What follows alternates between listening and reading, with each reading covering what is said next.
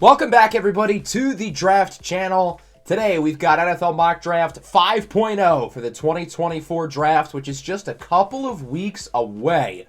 Since the last mock draft I did, we've gone through pretty much all of the NFL offseason. We've seen how free agency has gone, and now we have a much better idea of what all of these teams need, along with where these players' draft stocks are. Keep in mind, this is a predictive mock draft. I'm trying to guess what happens. I'm going to have a what I would do mock draft later in the draft cycle. But this one is going to be 3 rounds with trades. And without further ado, let's get started. So with the first pick, the Bears select Caleb Williams, the quarterback out of USC. And this has been made pretty much official with the Justin Fields trade a few weeks back. But this was always going to be the case anyway. Not a whole lot to talk about. We'll move over to 2.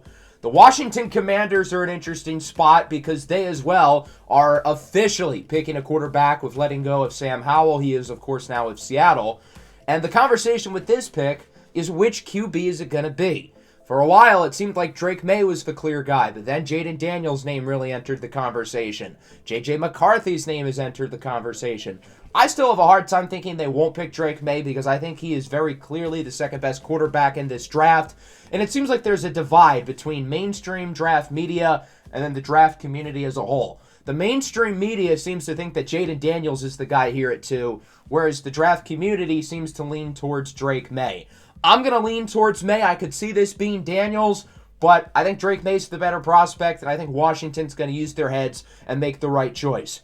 With the third pick, we've got our first trade. The New England Patriots may very well pick a quarterback here. That would not surprise me at all. But I could also see them moving back for a haul, and that they will get from the Minnesota Vikings. All of the trades I have listed down below in the description if you want to take a look.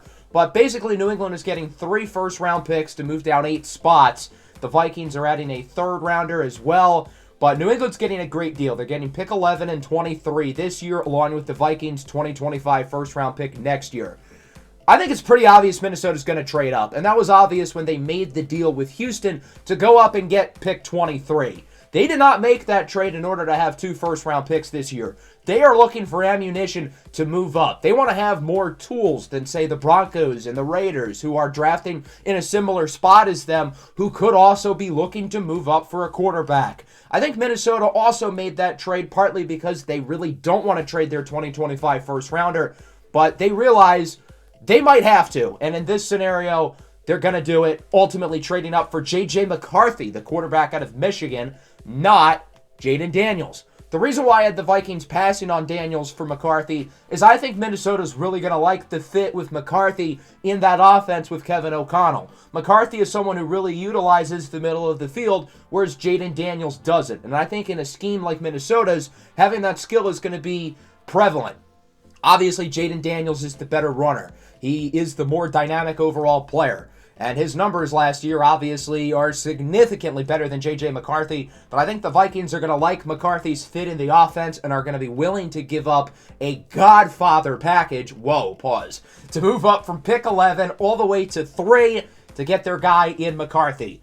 The Cardinals at 4, this could very well be a trade down spot. I really wouldn't be surprised to see Arizona move down here and then move back up to like 7 or 8 to draft the third of the top 3 receivers. That way they still get a bunch of assets and still end up with one of the blue chip receiver prospects. But I have them staying here. They'll pick Marvin Harrison Jr.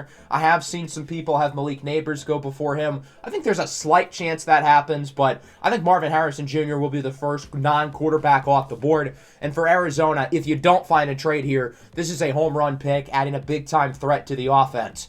With the 5th pick, we've got another move. I think the Los Angeles Chargers would love to move down. They would love to add some more premium assets and try to build their way through the Jim Harbaugh style, building through the trenches, and they are going to move down with the Raiders. Now, this is an interesting deal because these are 2 division rivals. How often do you see a division rival at the top of the draft moving down with another rival to draft a quarterback? The reason why I think the Chargers are going to be okay with this is the 2 teams that I think are going to be looking to move up are going to be the Raiders and the Broncos.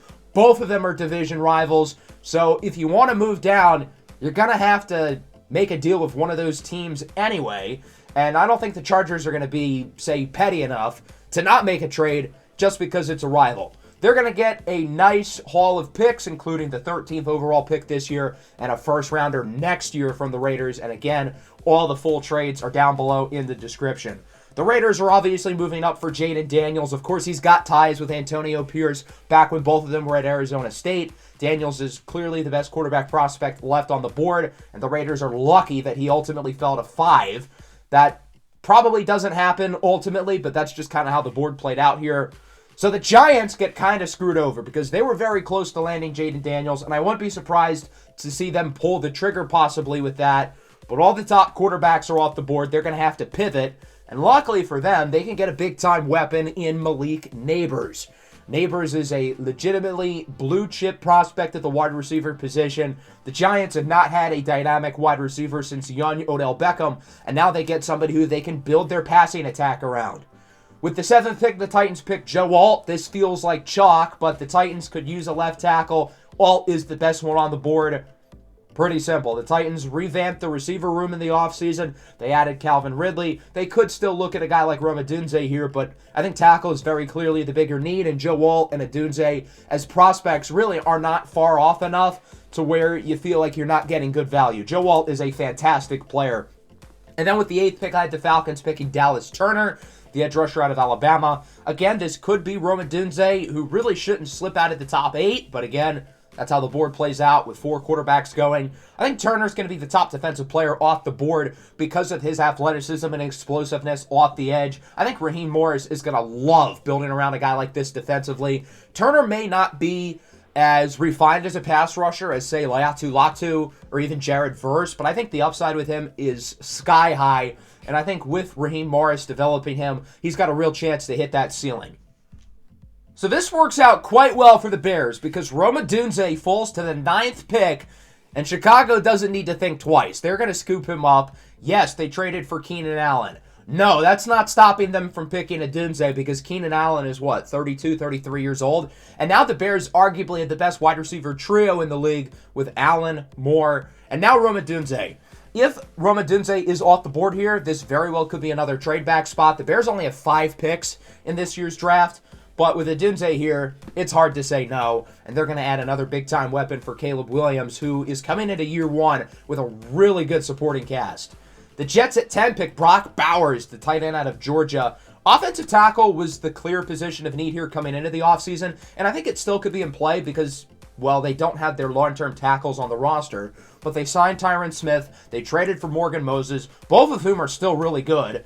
And I think the Jets are looking to obviously win now. Aaron Rodgers is 40 years old. You're not going to have him in 3 years from now. So rather than drafting a future starter, they're going to go out and get him another playmaker here with Brock Bowers, who's going to add another element to the offense.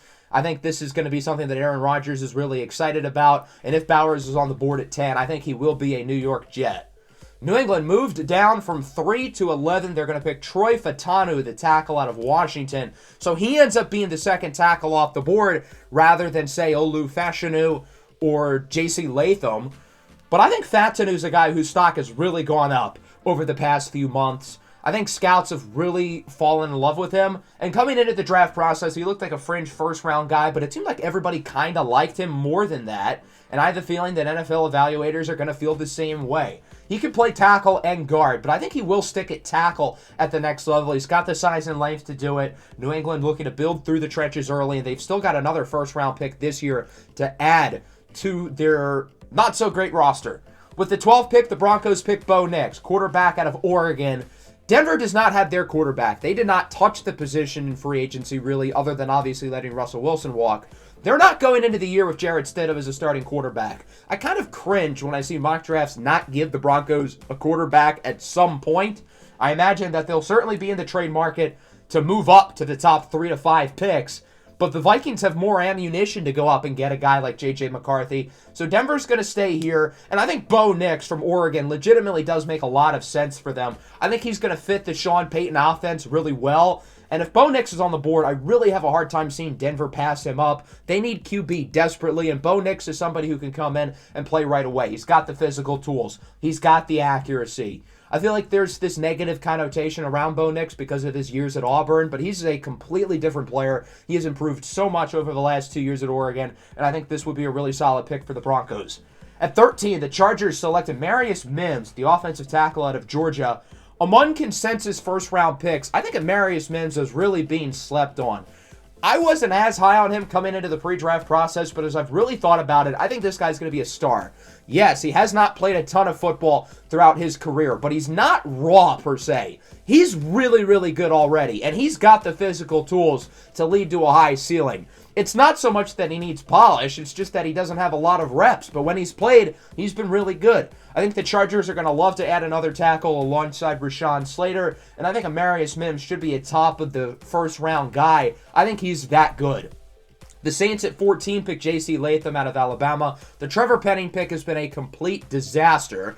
Latham may not replace him on the left side per se, but he can play right tackle, he can play guard. He's got versatility, and the Saints can use him in a variety of different ways along the offensive line. Brian Thomas Jr. goes to the Indianapolis Colts. Love this pick for Indy. They get another big-bodied, athletic receiver who can stretch the field. And now they've got a really nice trio with Michael Pittman and Thomas on the outside, Josh Downs in the slot. Thomas is the type of player who the Colts have really tried to build around. They love freakishly athletic players across the field, but especially at receiver. These big-bodied guys like Pittman, Alec Pierce obviously hasn't worked out as much. But now they add Thomas. I think this would be a great fit. At 16, we've got a trade. Seattle's going to move down 6 spots, adding a second-rounder from the Philadelphia Eagles, who are coming up to pick the top corner off the board. And that's going to be Quinion Mitchell out of Toledo. Yes, he hasn't played against high-level competition, but he has been great over the last 2 years. He was really good at the Senior Bowl. He's tested really well athletically. This is a gifted player who I think is going to be a great fit on this Eagles defense. Their cornerback room is quite old. Darius Slay's not the same guy he once was. James Bradbury's not the same guy. Avonte Maddox, more of a slot guy, also getting older with injury concerns. They've got to address corner, and they get Quinion Mitchell, who might be the top corner on the board. If not him, maybe it's Terrion Arnold, who goes to the Jaguars here at pick 17. The Jaguars have addressed the receiving room with Gabe Davis, and while I don't think that was a great contract value-wise for them, I think it could stop them from picking receiver early. Corner is going to be a bigger need for them. Tyson Campbell's coming off a down year. He's also a free agent, and they really don't have many guys behind him who look like proven starters for the short or long term. Terrion Arnold's another athletically gifted player who's improved every season with the Crimson Tide, great ball skills, and I think he's going to be a really solid addition here to the Jacksonville secondary. At pick 18, we've got another trade. The Bengals generally are a team who don't really move around the draft board so often, but that's not going to be the case throughout the entire video today. They're going to be making a lot of moves, including this one, with the Arizona Cardinals, who are moving up 7 spots from 27 to 18. The two teams will swap second-rounders, and the Cardinals are going to send some more mid-rounders Cincinnati's way. So the Bengals are getting a lot here, but the Cardinals get to stay in the second round, and they get to move up for Byron Murphy, the big defensive tackle out of Texas. He should not fall this far. This is a dynamic football player who I think is going to be an awesome addition to the Cardinals' defense. I think he's at minimum a top 12 player in this draft, and in my opinion, very clearly the top interior defensive lineman. No disrespect to ZhanNewton, but I think Byron Murphy's got a chance to be a star. And when you're getting this value at 18, you've got to move up. And I really like this addition for the Cardinals. At 19, the Rams select Latu, the edge rusher out of UCLA. I think the Rams are going to like that this kid is an awesome football player. Yeah, the athletic traits, they're a little bit questionable, although I feel like there's this negative connotation around his athleticism that I don't think is entirely fair. It's just that he's not as explosive as, say, a Dallas Turner or something. The medicals obviously are not in a great spot, but those seem to be through the rearview mirror, and assuming NFL teams are able to look past that, he should absolutely be a top 20 pick with his production, and this is going to be a really good fit for the Rams, who obviously lost Aaron Donald. Latu's not a direct replacement for Donald. He's going to play with his hand outside the dirt, but he's going to try to replace some of the impact that one of the greatest defensive players of all time made. It's going to be a tough pair of shoes to fill, but I think Latu's a great player, and he'll be up for the challenge. The Steelers at pick 20 select Talise Fuaga, the offensive tackle out of Oregon State. Another guy with tackle, guard flexibility. The Steelers pick Broderick Jones in the first round. I imagine they're going to have him slide over to left tackle full time, and that'll make room at right tackle for a guy like Fuaga. At 21, we've got a trade. Olu Fashanu continues to fall, and the Baltimore Ravens are going to scoop up and get him. The Dolphins are going to move down 9 spots. They're going to add some mid-rounders. The Ravens will keep their second-rounder, though, and they get to get Olu Fashanu out of Penn State, who's a Maryland guy. He's from there. And Baltimore could use some more guys on the offensive line. Ronnie Stanley has been a walk-in injury. He's also not getting any younger. And the value here with Fashanu is really good. Maybe having him drop to 21 was a little bit too far, but I think some of these other tackles have a real shot to go above him. The Ravens are going to capitalize, though. This is a great move for them. The Dolphins, meanwhile, don't have a ton of picks scattered throughout this draft, so they're going to add some here from Baltimore. Seattle moved down earlier. They get Jackson Powers-Johnson, the center out of Oregon. I've seen some rumors with his stock being higher by the media than the actual NFL. Maybe that's true, but I think the value and fit with Seattle makes too much sense. The Seahawks need interior offensive line really, really badly, whether it's center or guard. JPJ can play both spots, and I think this is going to be a good fit for them. New England at 23 gets Chop Robinson, the edge rusher out of Penn State. New England's building for the long haul. They don't need guys who are going to be stars right off the bat, but more so guys with the upside to be great down the line. And that's exactly how you can describe Chop Robinson, who's got some work to do as a pass rusher, but the ceiling with him is unbelievably high.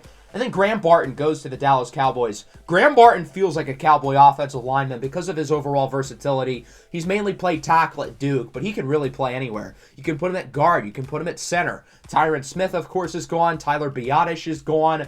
So I'm not really sure where Barton would ultimately play. It certainly depends on if they're going to have Tyler Smith, who was drafted as a tackle, move back over to tackle, or they're going to keep him at guard. So it doesn't really matter where Barton's going to play, I feel like, because I think he's going to be really good regardless. And I would be surprised if the Cowboys pass on him if he's on the board. Jerry Jones and the Cowboys have strongly valued offensive line with premium draft picks, and their hit rate of offensive linemen in the first round is sky high, and I think Barton's going to be another big-time hit for the Cowboys up front.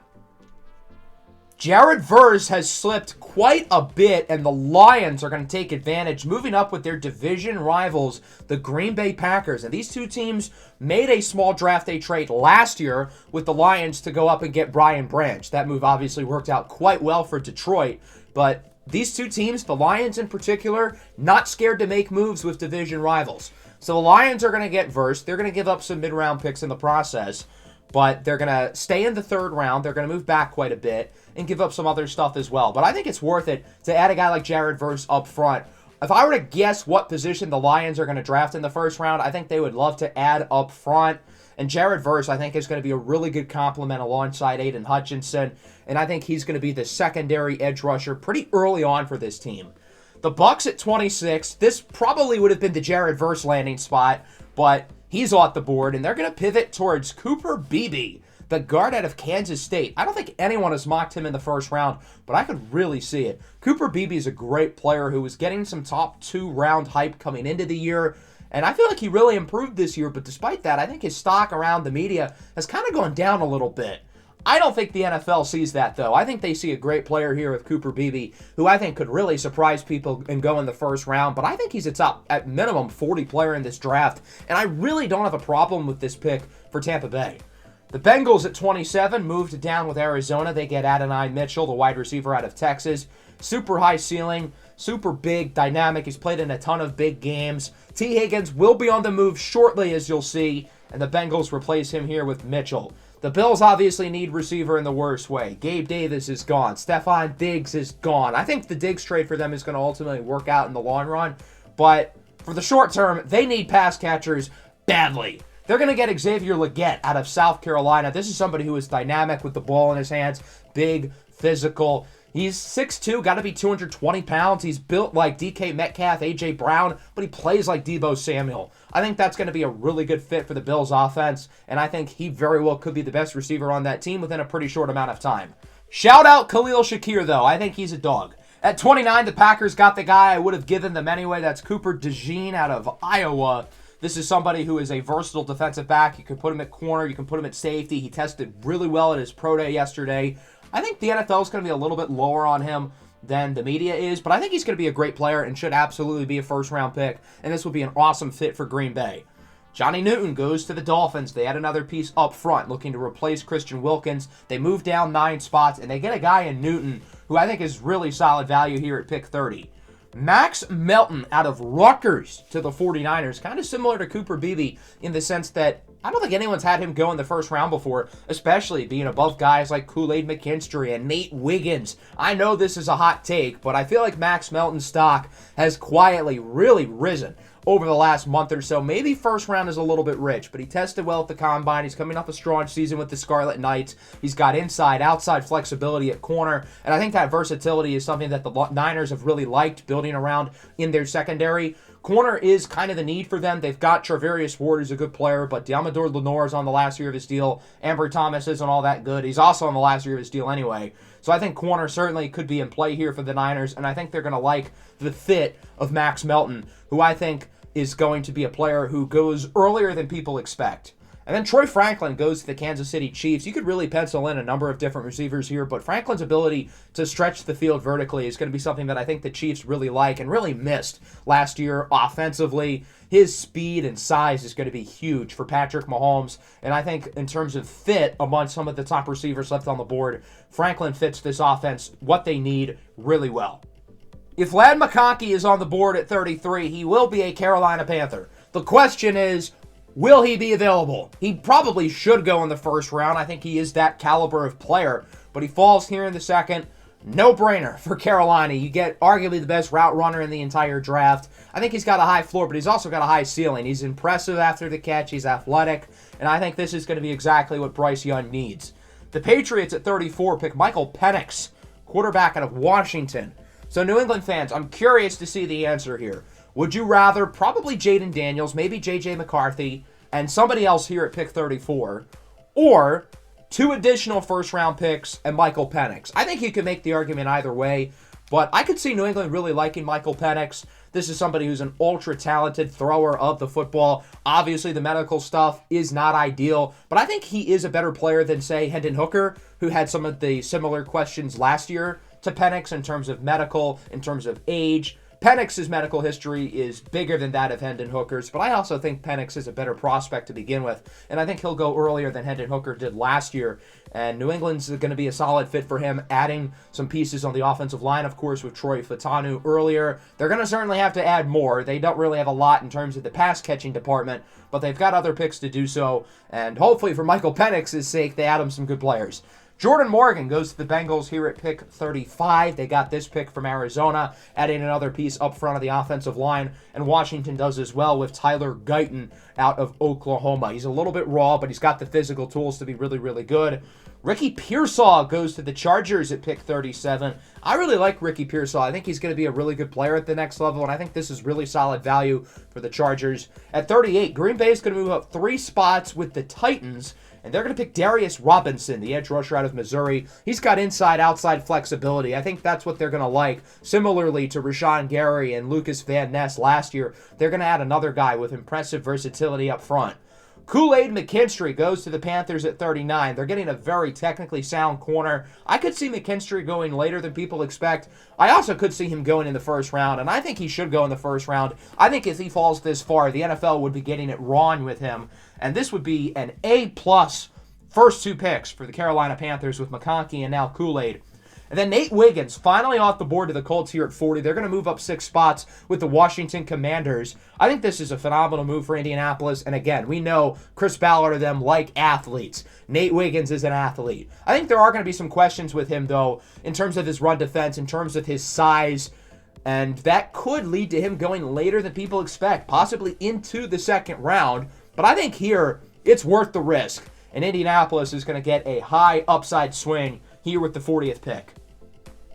The Titans had a strong free agency, but they also lost some big-time pieces on defense. Azeez Al-Shaair and Danico Autry going in division to the Texans, I think are going to be bigger losses than people realize. They're going to get their Autry replacement with Marshawn Kneeland out of Western Michigan, another defensive lineman who's versatile. He can play inside, he can play outside, and I like this fit for the Titans, along with them trading down and adding some extra day 3 picks.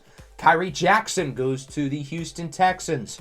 I think when teams see this 6'3", long, lean cornerback who has really improved throughout his Oregon career, I think teams are really going to like him, and because of that, I think he's going to go earlier than people think.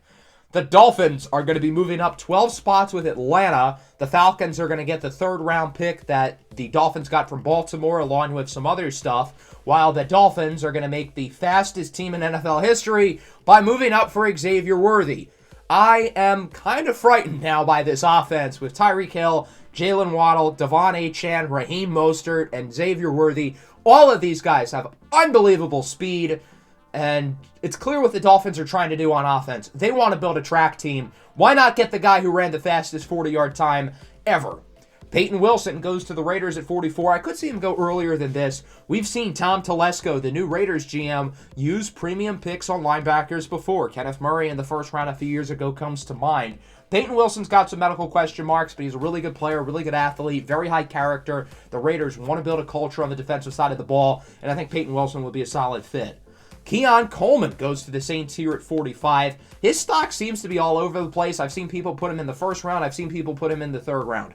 I think he's going to kind of go towards the middle of that in the second round.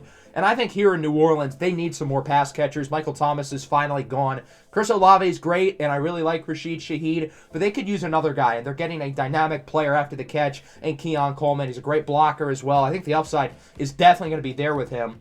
And we've got another Seminole off the board. Braden Fisk goes to the Cincinnati Bengals, who are acquiring the 46th pick from the Washington Commanders for Tee Higgins. So this was the pick that Washington just got from Indianapolis. They moved down 6 spots, and then they add a big-time weapon to the offense with Tee Higgins. Washington has some money left over, but they are missing that big-bodied physical receiver like Tee Higgins. And now you've got a trio of Higgins, McLaurin, and Jahan Dotson. That's a lot of weapons for Drake Maye to throw the ball to. The Bengals, meanwhile, really like versatility on that defensive line. Guys who can play inside, guys who can play on the edge. Braden Fisk has got that. He's one of the biggest pre-draft risers. Great Senior Bowl, great combine. I don't think he ends up here in the first round, but at 46, this is certainly solid value. Tyler Nubin to the Giants here at 47. I'm kind of conflicted with Nubin because I think he's a really good player, but he's gotten some first-round buzz, and I just can't see it. He did not test well athletically. That's going to be a big issue for him. But I think he's a really good football player, and I do think he'll be the first safety off the board, although there are some other guys who aren't going to be too far behind him. And then at 48, Chris Jenkins out of Michigan goes to the Jacksonville Jaguars. Really athletic player up front. The Jaguars are adding another big guy to go after the quarterback and stop the run, and I think the value here in the middle of the second round is more than fine for a guy like Jenkins. The Arizona Cardinals at 49 get Zach Frazier, the center out of West Virginia. This is lower than you're generally going to see Frazier. I kind of think that the NFL media is higher on him than the league is going to be, sort of the opposite of what's happening with Jackson Powers-Johnson. He still ends up here in the middle of the second round. The Cardinals had another piece in the middle of the defensive line. Kingsley Suamataia goes to the Eagles at pick 50. I think long-term the Eagles are going to want him to play tackle because he's got that size and athleticism. And the Eagles generally are always a year ahead in terms of drafting and developing offensive linemen. And there are not many teams in the league who develop big linemen at the rate that the Eagles do. Suamataia is a little bit raw, but he's got the physical tools to be great. And what better fit for him than the Philadelphia Eagles? Malachi Corley goes to the Pittsburgh Steelers. Here is the annual Day 2 Steelers skill position player. They let go of Deontay Johnson, trading him away to the Carolina Panthers, and they're adding a fun, dynamic player in Corley who's really good with the ball in his hands. At 52, the Rams get Mike Sainristil, the defensive back out of Michigan. Similar to the Latu pick in the first round, if you can play football, the Rams are going to like you. Sainristil may not have the size and length of your prototypical corner, but he's an ultra-smart and instinctive player who can line up in a few different spots on the defense, and I think the Rams are really going to like that. Sainristil is an awesome football player, even if he's not the biggest. Junior Colson, linebacker out of Michigan, goes to the Seahawks. They could use some more guys at linebacker, and I think Colson's one of the more underrated guys throughout this pre-draft process. He's athletic, he's rangy, but he's also pretty smart and instinctive in coverage, and I think that's going to go a long way in his NFL career, and I think Seattle's going to like that a lot. Tyke Smith out of Georgia to the Cleveland Browns. I think Smith is another guy who has really become underrated throughout this process. He's a versatile defensive back who has good production back deep at safety and in the slot as a nickel corner. And I think that's going to be a solid piece for a Browns secondary that's already pretty good, but the rich get richer. Kamari Lassiter goes to the Falcons. He's a really talented player, but the 4.62 40 at his pro day is a little bit worrisome, especially when you consider that pro day numbers can be a little bit inflated. Nonetheless, I think he should still end up in the first 2 rounds. I still think he's of that caliber of player. Atlanta moves down quite a bit from 40 to 55, but they're getting a nice pick here in Lassiter, who could have been in contention for their second-round pick to begin with without a trade. Jonathan Brooks, the running back out of Texas, goes to the Cowboys. Top running back off the board. The Cowboys need a running back. Their doctors performed the ACL surgery on Brooks, so if anybody has an idea of where his knee is, it's going to be the Dallas Cowboys. We're going to keep him in Texas, and they get their Tony Pollard replacement. The Bucs missed out on Jared Verse earlier, but they still end up with Braylon Trice, the edge rusher out of Washington. Highly productive player over the last couple of years. Adds them another piece up front going after the quarterback. Patrick Paul goes to the Packers, the tackle out of Houston. Paul's an interesting player because he's got really good length and intangibles, and this is somebody who isn't necessarily of the recent mold of Packer tackles where they can play everywhere on the field, but I think he's got long-term upside as a really, really good starting tackle in this league, and I think the Packers are going to look to be patient with him, develop him, and hope that he can be their long-term David Bakhtiari replacement, although they've got already really good tackles on the roster to begin with, but now they add another one who doesn't have to play right away, and he can develop behind the guys they already have with Rasheed Walker and Zach Tom. Edgerrin Cooper goes to the Texans here at 59. I've had Cooper go a lot earlier than this in the past. I think he should go earlier than this, but this is how the board plays out. Great pick, though, for the Texans, adding a really fun player in their defense. Jonah Ellis, the edge rusher out of Utah, goes to the Bills. Really, really productive player. The Bills need more guys up front. I think he fits their defense really well. Johnny Wilson out of Florida State goes to the Lions. Josh Reynolds is gone, and who else to replace Josh Reynolds' big frame and big catching radius than the 6'7" Johnny Wilson? I think this will be a really fun pick for Detroit. Andrew Phillips out of Kentucky goes to the Ravens. I think they could use some more guys in the back end at corner. They haven't really touched corner too much in recent years, but I think that's going to change here with Phillips.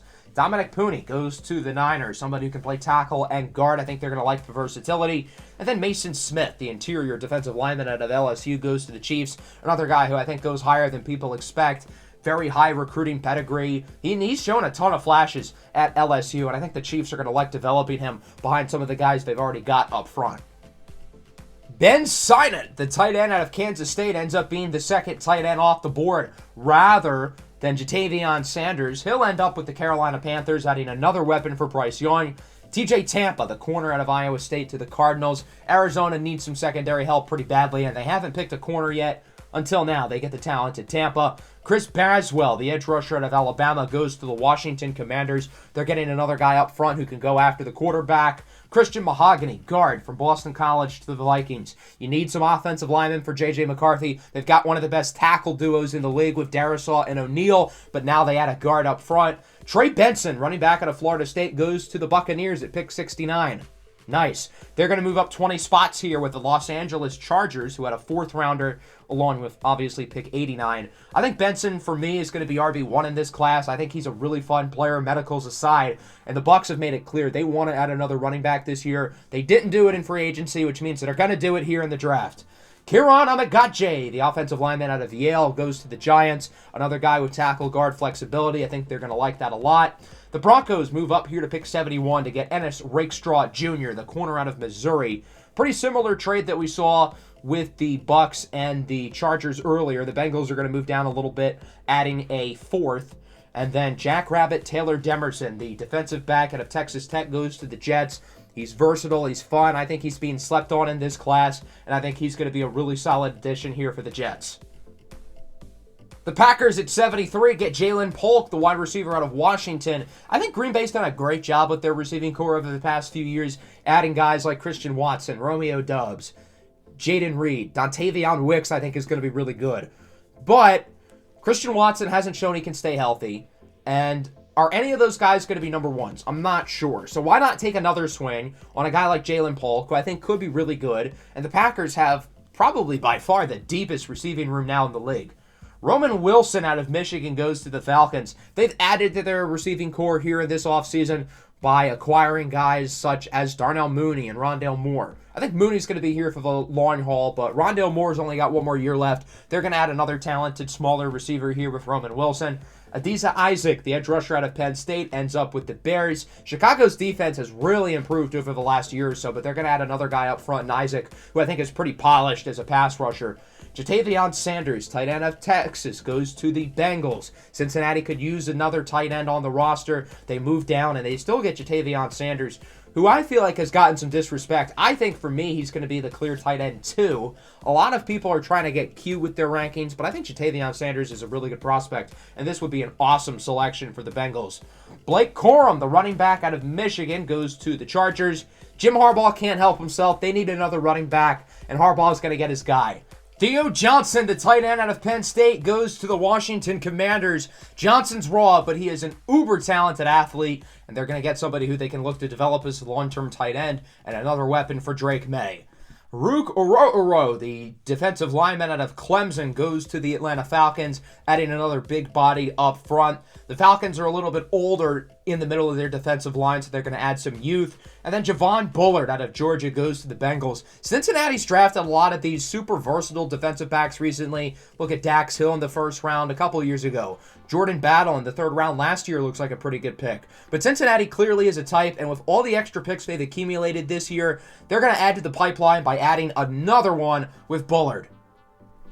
The Seahawks at pick 81 get Christian Haynes, the guard out of UConn. They drafted Jackson Powers Johnson in the first round, but they need more than that on the interior offensive line, and they're going to add Haynes, who I think is a pretty good player.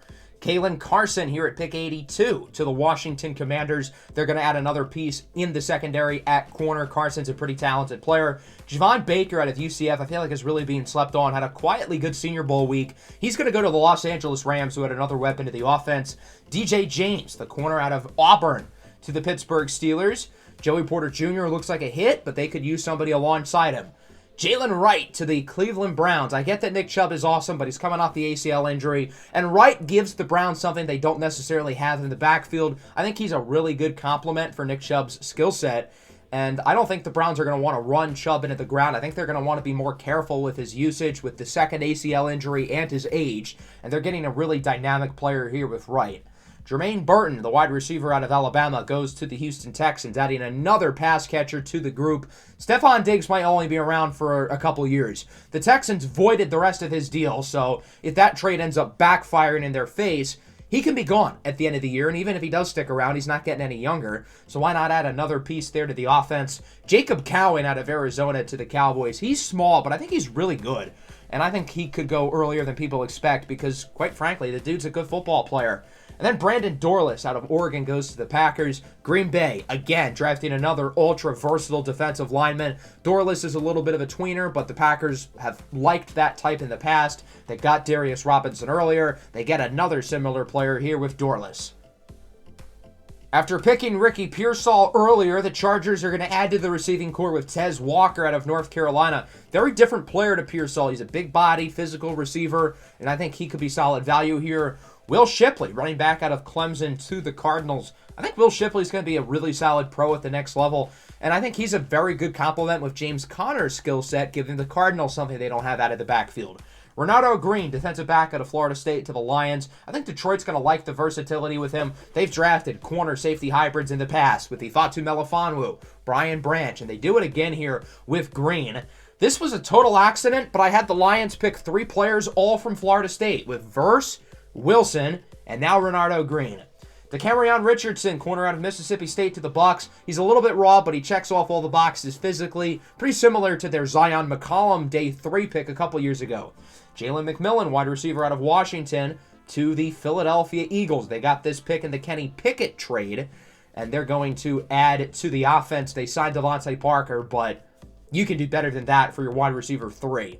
Braylon Allen to the 49ers. Again, Christian McCaffrey's great, but he gives them something they don't really have. McCaffrey's not getting any younger. The Niners have tried to draft running back in the 3rd round recently with Trey Sermon and Ty Davis-Price. It hasn't worked out. They're going to go back to the well again with Allen, the youngest player in the entire draft. Eric All, tight end out of Iowa to the Kansas City Chiefs. Travis Kelce's great. but he's 34 years old. He's not going to be around that much longer. You're going to want to have some guys developing behind him to be the long-term replacement. And Eric All is a guy whose name has really been buzzing as of recent to go in the top 100. And then Jamari Thrash, the wide receiver out of Louisville, ends up with the Jaguars. I said that receiver might be out of play for them in the first round, but they'll still get one here in round 3 with Thrash. I really like the signing of Zach Moss for the Bengals, but I think they could use another running back alongside him. They'll pick Marshawn Lloyd out of USC. I think those two are going to fit together really well. Bo Limmer, the center out of Arkansas, goes to the Pittsburgh Steelers. They're adding another guy on the offensive line. They drafted Fuaga, of course, in the first round, and now they get somebody in the middle. Blake Fisher, tackle out of Notre Dame to the Rams. I think this has been an awesome draft for the Rams. They have killed it. 4 for 4 on their picks, in my opinion. And I think Blake Fisher is going to significantly outplay this 99th overall pick spot. And then the final pick of the day, the Washington Commanders, who have had a really busy day. I think Washington's done really well for themselves. They have really added to this offense with Drake Maye, Tee Higgins, Theo Johnson, and now Audric Estime, the running back out of Notre Dame. He's not entirely dissimilar to a guy like Braylon Allen. I think Estime is the second youngest player in the draft. And he's got that same big, physical, bruising play style. And I think he'll be a solid addition to the Commanders' offense. And with that, we will wrap up this 3-round mock draft. I hope everybody enjoyed. Let me know which picks you liked and didn't like down below in the comments. Plenty more draft content coming over these next couple of weeks. Should be a lot of fun. Make sure to leave a like and subscribe to the channel if you are new. Peace out.